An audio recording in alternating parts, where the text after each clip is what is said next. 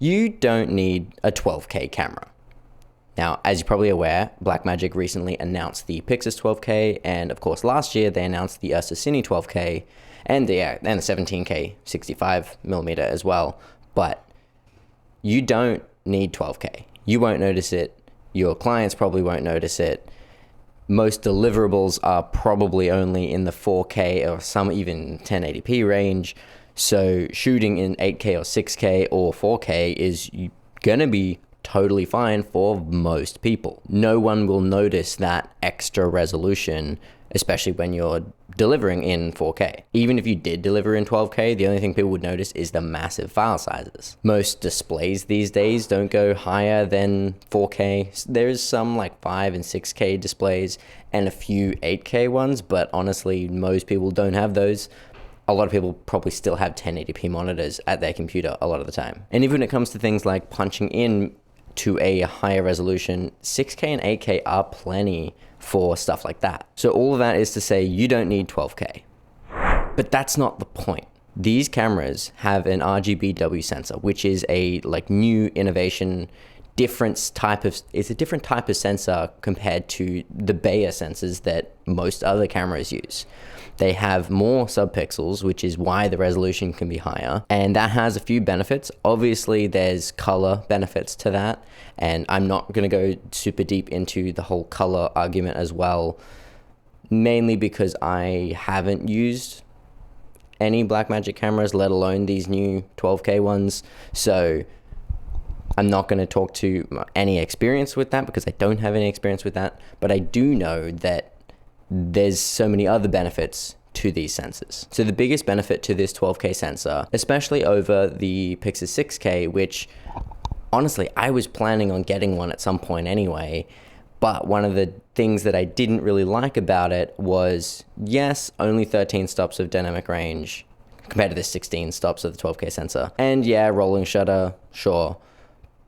But the biggest thing was that when you drop down in resolution, you have to crop in. So if I didn't want to shoot at 6K, if I want to shoot at 4K, I would have to crop into basically Super 35, which what's the point of having a full frame sensor like that and have to crop in to shoot 4K? So what makes this 12K sensor so good is not only can it shoot 12K, it can also scale the entire sensor down to 8K and 4K, so you can shoot in any of those modes and still use the entire 3x2 sensor in open gate, in 2:4:1, in 17:9, whatever aspect ratio you want, but utilize that whole sensor because of the way, I think it's sort of a pixel binning type method. And obviously this is all Blackmagic RAW. Generally with a lot of RAW formats, you would have to only use the full sensor and that's it. You don't get any choice in resolution. Or if you do, like with the Pyxis 6K, and I'm pretty sure with Reds as well, if you want to decrease your resolution, you're going to punch in on the sensor. Not with this 12K sensor. And not only can you shoot in a bunch of different resolutions, you can also shoot in a bunch of different compression ratios. There is actually a calculator on Blackmagic's website if you want to see like the data rates for all the different resolutions and compression ratios and everything like that. So you could shoot in a really compressed 12K or a not very compressed at all 4K, and honestly the data rates would be pretty similar. So it'd probably look kind of similar, but obviously the resolution would be different. But that gives you the flexibility to not fill up your drives with massive 12K 3:1 files when you can shoot in 4K 12:1, which would be much smaller files, especially for those projects that don't need 8K, 12K, or super uncompressed RAW. Not that it's uncompressed, it's just less compressed. So at this point, I am planning on getting a Pyxis 12K when they are available.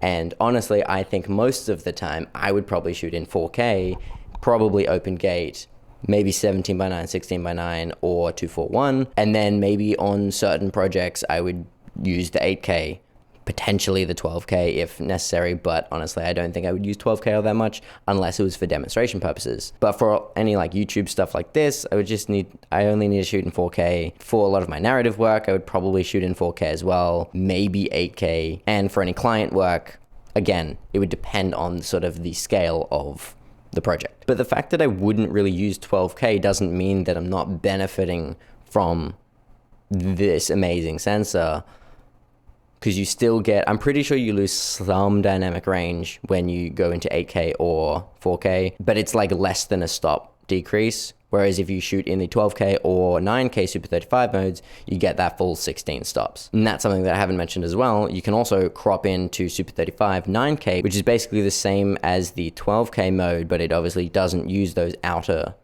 parts of the sensor. So you're just cropping into a Super 35 size sensor using all of those pixels. And as I mentioned, in all of those resolutions, including 9K, you can shoot in so many different aspect ratios. Probably the most common ones that I would personally use would be 3:2 for anamorphic stuff like I'm shooting on now.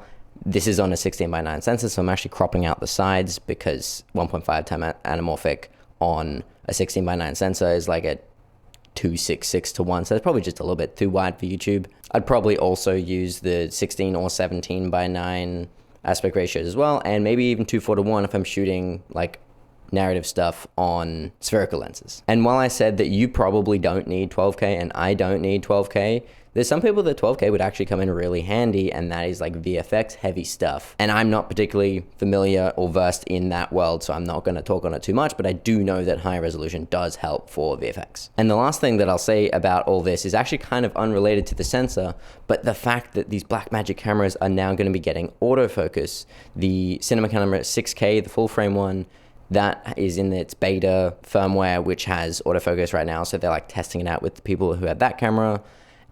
And then hopefully, because that's the same sensor as the Pyxis, maybe the Pyxis 6K will get autofocus sometime soon, and then hopefully they then put it in the 12K. So I was, for the longest time, planning on getting a PL mount Pyxis 6K or 12K, but now that we know that they can do autofocus, I'd probably get an L mount and then maybe get an L mount 28-105 or something for any time I would need autofocus stuff, because that was sort of one of the big things. Whereas if I was to get one of these Blackmagic cinema cameras, they wouldn't be able to do autofocus, so I'd still need to use my Sonys for those jobs or even that YouTube stuff that autofocus comes in really handy for. But yeah, as the title says, you don't need 12K, but that's not the point. That'll be all for this one. Go watch another video, do all the other things, and I'll see you next time. Okay, bye.